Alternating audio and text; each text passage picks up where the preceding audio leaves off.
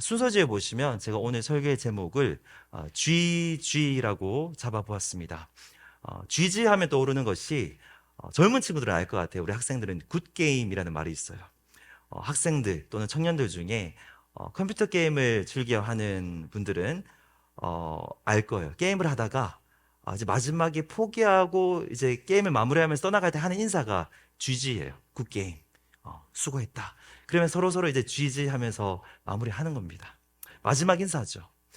이제 한 해를 마무리하는 마음으로 이제 GG, 굿게임이라고 설교 제목을 잡았나라고 생각하실 수도 있지만 그런 의미는 아니고요. 이 GG는 Greeting and Grace의 줄임말입니다. 오늘 우리가 읽은 이 본문을 이 두 단어로 요약할 수가 있어요. 먼저는 greeting인데요. 서로 문안하는 거죠. 바울은 21절부터 22절까지 두 절에 걸쳐서 서로 문안하라고 간략하게 권면하고 있습니다.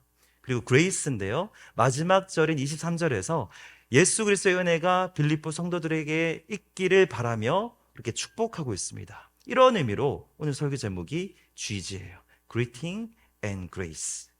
오늘 본문은 빌립보서 전체의 결론입니다. 첫 시간 생각 안 하실 거예요. 요나서 마지막도 기억이 하나도 안 나신다고 나중에 제가 개인적으로 설교를 해드리도록 하겠습니다. 같이 하면 저는 너무 설교 준비를 안 해서 편하고 좋지만 또 나중에 따로 또 설명을 해드리도록 하고요. 첫 번째 시간 기억 안 나실 것 같은데 첫 구절 1장 1절부터 2절의 내용과 오늘 이 본문이 동일한 주제가 굉장히 반복이 됩니다. 첫 두 구절을 제가 한번 읽어드리겠습니다. 그리스도 예수의 종 바울과 디모데는 그리스도 예수 안에서 빌립보에 사는 모든 성도와 또한 감독들과 집사들에게 편지하노니 하나님 우리 아버지와 주 예수 그리스도로부터 은혜와 평강이 너에게 있을지어다. 빌립보서의 시작과 끝에 동일하게 예수 그리스도 안에서 성도된 자라는 표현이 나옵니다. 그리고 바울은 처음과 끝에서 은혜를 빌어주고 있습니다. 오늘 본문 빌립보서 마지막 본문에서도 바울은 예수 그리스도 안에 있는 성도라는 말로 권면을 시작하고 있어요. 그리스도 예수 안에 있는 성도에게 각각 문안하라. 성도라는 표현이 나오거든요. 거룩한 무리라는 뜻입니다. 구별된 하나님의 백성이라는 거예요. 예전에 구약시대에는 유대인들이 하나님의 백성이었어요. 그들이 성도였습니다. 그들은 선택받은 민족이었고요. 그들이 하나님과 언약을 맺고 하나님의 백성이 되었습니다. 그리고 그들이 성도라는 어떤 마크, 표시가 있었는데 할례, 율법, 그리고 성전이었어요. 성전에서 제사 드리고 모세의 율법을 지키고 그들은 할례를 받은 거죠. 그런데 이 모든 것이 예수님께서 오시면서 바뀌었습니다. 예수님께서 모든 율법을 이루셨고요. 친히 성전 그 자체가 되셨어요. 그리고 예수님의 시대 이후로는 오직 예수 그리스도를 통해서만 성도가 되는 거예요. 이제는 민족은 상관이 없습니다. 유대인이 더 이상 특별한 민족이 아니에요. 예수님께서 하신 일을 믿고 예수님을 구주로 받아들이는 사람들, 예수 그리스도 안에 있는 사람이 하나님의 백성이 됩니다. 성도가 되는 거예요. 지금 예수님을 믿고 예수님 안에 있는 저와 여러분이 성도인 줄로 믿습니다. 그리고 혹시나 지금 이곳에 아직도 여전히 하나님의 거룩한 백성이 되기를 원하시는 분들이 계시다면 하나님께서 다른 것들을 요구하지 않으세요. 예수님을 구주로 믿고 예수님 안에 들어오시면 돼요. 그러면 성도가 됩니다. 그 은혜가 있기를 주님의 이름으로 축복합니다.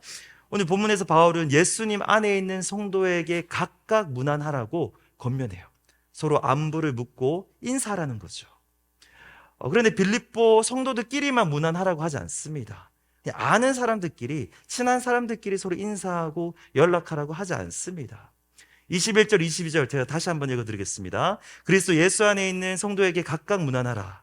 나와 함께 있는 형제들이 너희에게 문안하고 모든 성도들이 너희에게 문안하되. 바울은 지금 로마 감옥 안에 있거든요. 그런데 철창 감옥은 아니에요. 약간의 자유가 있는 어떤 집 안에 있습니다. 손님들도 받을 수 있어요. 거기서 가까이 교제하고 있던 형제 자매들이 지금 이제 빌립보 성도들에게 문안하는 거예요. 그리고 로마에 원래 있었던 교회 성도들이 지금 빌립보 교인들에게 안부를 전하고 있습니다. 그리고 바울이 이 편지를 통해서 대신 그들에게 그들의 안부를 전해주고 있어요. 근데 저는 이 부분을 읽으면서 좀 의문이 들더라고요. 아니 같은 크리스천들인 건 알겠는데 꼭 그럴 필요가 있을까? 서로 멀리 있는 사람들이고 알지도 모르는 사람이고 아마 평생 안 볼 가능성이 더 큰 사람들인데 굳이 그렇게까지 서로 인사를 시켜야 될까?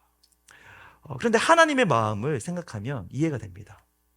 여기 이제 부모님들이 계신데요. 부모님들은 자녀들이 서로 잘 지내기를 바래요. 나중에 자녀가 출가하고 이제 다 커서 결혼하고 각자의 가정을 꾸리고 서로 떨어져 있어도 서로 연락을 주고받기 원합니다. 저도 한국에 계신 이제 부모님과 가끔 통화를 하다 보면 종종 물어봐요.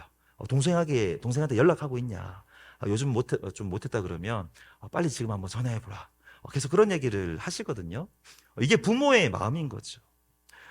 바울은 우리가 예수님 안에서 서로 형제 자매가 되었고 성도로서 성령님을 통해서 서로 연결되었기 때문에 서로 무난하라고 권면하고 있습니다. 한마음교회 아닌 지체들뿐만 아니라 전 세계 모든 그리스도인들이 하나님의 자녀들이에요. 하나님 안에서 서로 연결된 지체들입니다. 그래서 우리는 한마음교회라는 지역교회로 우리는 모여있죠. 하지만 이런 교회도 있지만 눈에 보이지 않는 우주적인 교회도 있다라고 우리는 고백을 해요.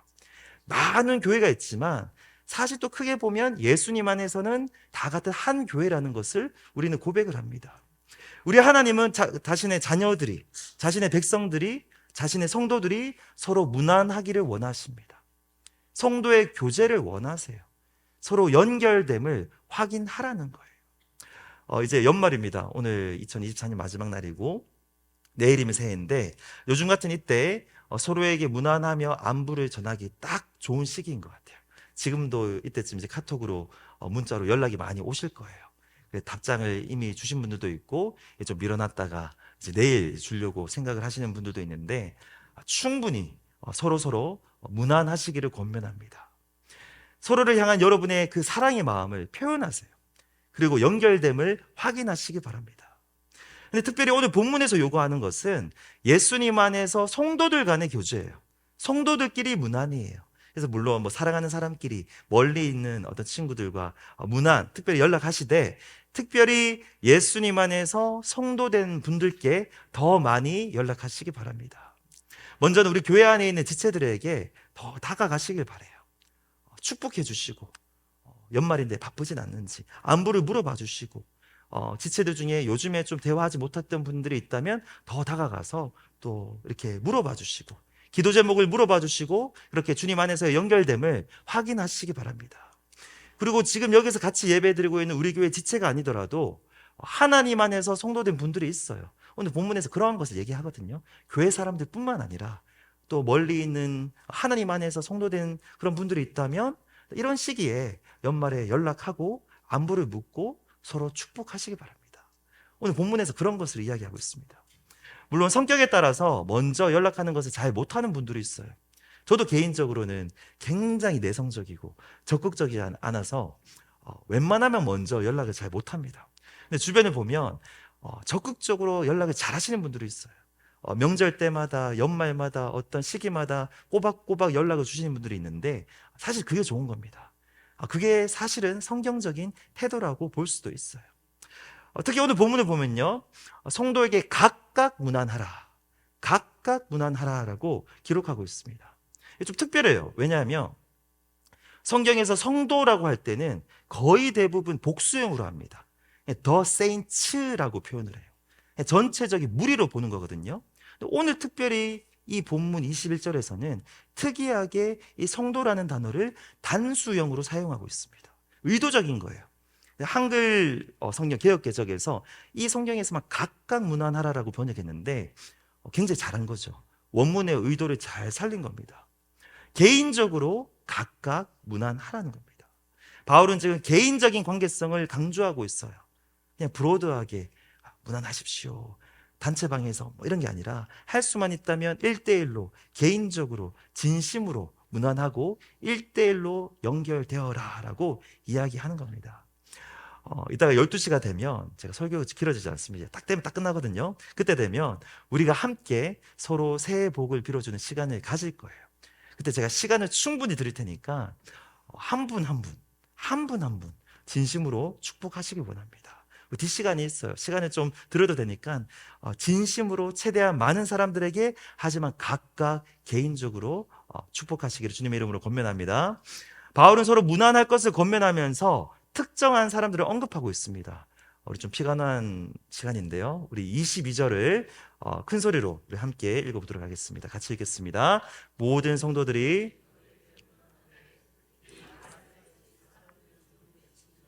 아멘. 특별히 이 사람들이 너희에게 무난한다. 가이사의 집사람들 몇 명이다. 가이사는 로마 황제예요. 시저 아시죠? 시저. 바울이 왜 지금 이 사람들을 굳이 다른 사람 아무도 언급 안 하는데 이 사람들을 언급했을까? 황제의 식구는 황제의 직계 가족을 포함한 로얄 패밀리를 가리킬 수도 있어요. 근데 가족은 아니지만 아마 황제 집에서 황제의 일을 돕는 군인이거나 아니면 일종의 직원이거나 또는 노예들을 가리킬 수도 있습니다. 그런데 심지어 노예라고 할지라도 그들은 황제의 집에 소속되어 있기 때문에 그 사람들은 특별한 사람들이에요. 신분 자체가 특별했습니다. 근데 지금 바울이 하는 얘기는요, 그들 중에서도 그리스도인들이 생겨나기 시작했다는 것입니다. 그리고 그들이 빌립보 성도들에게 안부를 묻고 있어요. 바울이 로마 감옥에 있으면서 직접 전도를 했을 수도 있고요, 아니면 기존에 있던 로마 사람들을 통해서 전도되었을 수도 있습니다. 빌립보 사람들의 입장에서 생각했을 때 이 사람들에게 이 로마의 집에 있는 사람들, 가족이든 친척이든 직원이든 이 사람들은 어떤 존재였을까? 이미 몇 번 말씀드렸지만 기본적으로 이 빌립보 지역에 있는 사람들은 로마 황제에 대한 충성도가 굉장히 높은 사람들이에요. 친로마 제국 사람들입니다. 일단 그 로마 황제와 그 로얄 패밀리에 대한 동경이 있어요. 심지어 이 사람들이 노예라고 할지라도 동경심을 가지고 있습니다. 왜냐하면 로마 황제의 집에 소속되어 있기 때문에. 마치 이런 거예요. 우리나라로 따지면 청와대예요. 청와대 사람들이에요. 이런 거죠. 예를 들면 보수 정권에서 만약에 청와대 비서관 출신이 예를 들어서 대구 지역에서 국회의원 선거에 나가면 그냥 잘 모르지만 동경심이 있기 때문에 거의 다 당선이 되지 않습니까? 마찬가지로 이제 진보 정권이 있을 때 그때 청와대 비서관 출신이 뭐 예를 들면 뭐 강주 지역에서 출마를 한다. 거의 다 당선이 되는 것과 굉장히 비슷한 거죠. 그런데 그렇게 충성심이 좋았던 빌립보 사람들이 이제 예수님을 믿고 신앙생활을 하다 보면 입장이 달라져요. 그렇게 좋아하고 동경하던 그 사람이 알고 보니까 예수 그리스도를 억압하던 사람들이라는 것을 깨닫게 됩니다. 동경하던 그들이 이제는 자신들을 박해하는 것을 경험하게 돼요. 굉장히 복잡한 관계인 거예요. 가이사의 집사람들, 동경했지만 지금 나를 힘들게 하는 사람들. 로마 황제 식구들이 나중에 그리스도인이 되어서 빌립보 성도들에게 안부를 물었을 때 바울이 지금 이 편지를 읽고 있는 빌립보 사람들의 마음은 아마도 복잡 미묘했을 거예요. 바울이 처음 예수님을 믿었을 때 예수님의 제자들이 바울에게 느꼈던 것과 비슷한 감정이겠죠. 우리를 그렇게 잡아 죽이려고 하던 박해하던 바울인데 뒤늦게 예수님 믿었다니 반갑기도 한데 불안하기도 하고 굉장히 찝찝하지 않겠습니까? 마치 오늘날로 따지면 중국의 지하교회에 있는 사람들, 공산당에 엄청난 박해를 받는데 그 공산당 핵심 세력이었던 사람들이 회심을 하고 자신들에게 안부를 물어온다면 반가우면서도 복잡하고 찝찝한, 또 왠지 불안한 그런 감정을 느꼈을 거예요. 근데 복음을 통해서 로마 황제 바로 주변에 있는 사람들이 예수님 믿는 사람들이 되었다는 것은 복음의 능력이 얼마나 파워풀한가를 보여주고 있는 거예요. 복음이 그 복음을 박해하던 로마의 심장부까지 뚫고 들어갔다는 거예요. 지금 그 적진에 있는 사람들이 예수님께 돌아와서 빌립보 성도들에게 안부를 묻고 있습니다. 바울이 그들을 특별히 언급한 이유가 있어요. 이 빌립보 성도들에게 복음의 능력을 재확인시켜주면서 서로 무난할 때 특별히 이 사람들을 언급함으로써 관계에 호불호가 있는데 그것을 다 뛰어넘으라는 겁니다. 우리의 관계에는 호불호가 있어요. 더 친한 사람들이 있고 덜 친한 사람들이 있습니다. 그리고 좋아하는 사람이 있고 때로는 싫어하는 사람들이 있을 수 있습니다. 그런데 복음의 능력은 그 모든 복잡한 관계도 녹여버립니다. 우리는 다 복음의 능력을 경험한 사람들이에요. 이미 그 복음 안에서 하나 된 존재들입니다. 성도의 교제를 하실 때, 특히 오늘 본문의 말씀에 순종하면서 우리 이따가 또 문안하고 평소에도 문안하고 이따가 새해 복을 빌어주는 시간을 가질 때 복잡한 관계들, 저는 잘 모르지만 그런 관계들이 혹시나 있다면 다 뛰어넘으시기를 축복합니다. 관계의 호불호를 뛰어넘으세요.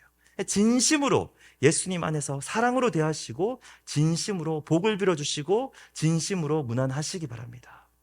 바울은 서로 문안하라고 건면한 후에 마지막으로 빌립보 성도들을 축복합니다. 마지막 구절, 주 예수 그리스도의 은혜가 너희 심령에 있을지어다. 당시 로마의 일반적인 편지에서 보통 편지를 쓸 때 마지막 인사는 딱 정해진 멘트가 있어요. 강건하십시오, 잘 되십시오, 건강하십시오. 이게 나쁜 거 아니에요. 다 아주 복이잖아요. 그런데 바울은 바울의 편지를 쓸 때 그 표현을 복음적인 방식으로 바꿉니다. 항상 은혜를 빌어요. 남들처럼 잘 되고 건강하십시오. 이거 나쁜 건 아닌데 우리는 예수님 믿는 사람들이니까 은혜 받으십시오. 은혜가 있기를 바랍니다. 이따가 우리가 서로 축복하는 시간을 가질 겁니다. 같이 가실 거예요. 그런데 단순히 새해 복 많이 받으십시오도 좋지만 이것도 하세요. 좋은 거니까요. 그런데 복음적으로 바꿔서 축복하시기 바랍니다. 새해에는 은혜 많이 받으십시오. 예수 그리스도를 알아가는 은혜를 누리시는 새해가 되기를 축복합니다. 아니면 새해에는 은혜로 충만하십시오. 이런 말로도 같이 축복하면 얼마나 좋을까요? 영어로 했을 때 이런 말이 있는지 모르겠어요. Happy New Year이 있다면 Graceful New Year 아니면 Grace Filled New Year 이런 식으로 예수님 믿는 사람들답게 복음적으로 축복해도 좋을 것 같습니다. 바울은 모든 편지에서 항상 은혜로 시작해서 은혜로 끝을 맺어요. 이 빌립보서도 마찬가지입니다. 1장 2절에서 이렇게 축복하죠. 은혜와 평강이 너에게 있을지어다 라고 하면서 시작했거든요. 근데 오늘 마지막 이 구절에서도 그리스도의 은혜가 너희 심령에 있을지어다. 복음을 가장 잘 표현하는 단어가 바로 은혜입니다. 자격 없는 우리를 구원하시고 무능력한 우리를 붙들어 주시는 하나님의 은혜. 그리고 이 은혜는 언제나 예수 그리스도를 통해서 주어집니다. 저도 오늘 이 본문을 따라서 목회자로서 그리고 설교자로서 여러분을 축복하기 원합니다. 2025년 새해에 예수 그리스도의 은혜가 여러분에게 충만하기를 축복합니다. 여러분의 인생에 그리고 자녀들의 인생에 그리고 자녀들의 인생에 그리스도를 알아가는 놀라운 은혜가 있기를 축복합니다. 매일매일 예수님을 바라보시고 매일매일 예수님과 친밀하게 교제하셔서 예수 그리스도를 통해서 흘러나오는 하나님의 은혜와 복을 충만하게 누리시기를 축복합니다. 특별히 바울은 여러분의 심령의 은혜가 있기를 바란다고 이렇게 고백하고 있어요. 축복하고 있습니다. 여기서 심령은요, 푸뉴마라는 단어인데 우리의 영혼을 얘기해요. 성령님이 아니고 우리의 영혼. 단순히 머리로 예수 그리스도의 은혜를 깨닫는 것이 아니라 그냥 우리의 표면적인 마음으로 그 은혜를 그냥 살짝 느껴보는 정도가 아니라 예배 때 뭐 찬양할 때 얼마나 좋습니까? 근데 감정적으로. 근데 그 정도가 아니라 그 은혜가 우리의 영혼 깊이 새겨지길 원한다는 거예요. 그게 심령이라는 단어가 가진 의미예요. 우리의 내면 깊이, 영혼 깊이 새겨지길 원한다는 겁니다. 그리스도를 통해서 하나님의 은혜가 저와 여러분 각 사람의 심령에 깊이 새겨지고 그 은혜가 우리의 골수를 쪼개고 그 은혜가 우리의 심령을 충만하게 적시고 그 은혜가 우리의 삶에 가득히 채우기를 축복합니다. 그리고 서로가 그렇게 축복하시기를 권면합니다. 우리가 빌립보서를 통해서 많은 권면을 받았어요. 리마인드를 해드리면요, 1장에 이런 내용이 있었죠. 복음에 참여하십시오. 복음에 참여한 게 사실은 복된 거고 우리에게 은혜가 되는 일입니다. 어떻게든 수단과 방법을 가리지 말고 복음에 참여하십시오. 분별력과 사랑을 겸비하십시오. 사랑도 좋지만 이 분별력도 있어야 됩니다. 또 이런 권면도 했어요. 자신을 철저히 부인하고 예수 그리스도만을 존귀하게 여깁시다. 예수님이 everything, 전부인 사람이 되어 보십시오. 이런 권면도 있었습니다. 그리고 복음을 위해서 싸울 때는 싸워야 된다. 교회를 공격할 때는 참아도 복음을 공격하면 참아서는 안 된다. 싸워야 된다. 이렇게 강하게 얘기한 적도 있었고요. 한 마음으로 하나님을 기쁘시게 합시다. 그리고 교회 안에서 한 마음이 되어서 서로를 돌아보고 나를 낮게 여기고 서로를 높게 여깁시다 라는 권면도 있었습니다. 3장에서는 모든 것을 배설물로 여기고 예수 그리스도를 가장 귀하게 여깁시다. 예수 그리스도를 얻기 위해서 만족하지 말고 끝까지 달려갑시다. 항상 기뻐하십시오. 서로 관용하십시오. 아무것도 염려하지 말고 모든 일에 기도하십시오. 그리고 지난주 본문에서 어떠한 형편에든지 자족하고 어떠한 형편에서든지 마음을 하나님께만 고정하고 그리고 기쁨으로 헌신해서 하나님의 채우심을 충만하게 경험하십시오. 여러 가지 겉면이 많았어요. 신앙 성장에 유익한 겉면이고요. 복음에 합당한 삶을 위한 아주 필수적인 겉면들입니다. 그런데 바울은 그 마무리를 은혜로 마무리하거든요. 아무리 유익한 겉면이라도 은혜가 있어야 돼요. 다른 말로 하면 우리가 예수님 안에 거하면서 예수님을 통해서 하나님으로부터 흘러나오는 은혜를 먼저 누려야 됩니다. 그 은혜를 공급받을 때 이 권면들이 우리에게 유익이 되고 이 말씀들을 우리가 살아낼 수가 있어요. 우리 너무나도 연약하기 때문에. 이제 2024년이 얼마 남지 않았습니다. 이게 올해 마지막 메시지가 될 건데요. 설교 제목 GG였어요. Greeting and Grace. 이 두 가지를 따라서 먼저 서로 충분히 무난하시길 바랍니다. 좋은 거예요. 서로 연락하고 교회 안에서 서로 직접적으로 안부를 묻고 복을 빌어주고 위로하고 격려하고 마음껏 축복하시기 바랍니다. 오늘 본문 말씀 실천할 수 있는 좋은 기회입니다. 2025년 12분 뒤면 2025년인데요. 여러분의 삶에 은혜가 충만하기를 축복합니다. 예수 그리스도의 은혜가 저와 여러분의 심령에 온전히 각인되기를 축복합니다. 매일의 삶 가운데 은혜를 구하시고 은혜만을 갈망하십시오. 그래야 하나님의 말씀을 살아낼 수 있습니다. 간절히 바라는 것은 예수 그리스도를 우리가 함께 바라볼 때 하나님께서 은혜를 반드시 주시거든요. 이 은혜에서 소외되는 분이 한 분도 없기를 바라요. 아무도 이 은혜에서 소외되는 분들이 없기를 바랍니다. 우리가 그 은혜를 온전히 누리고 그렇게 축복하는 은혜가 있기를 우리 예수 그리스도의 이름으로 축복합니다.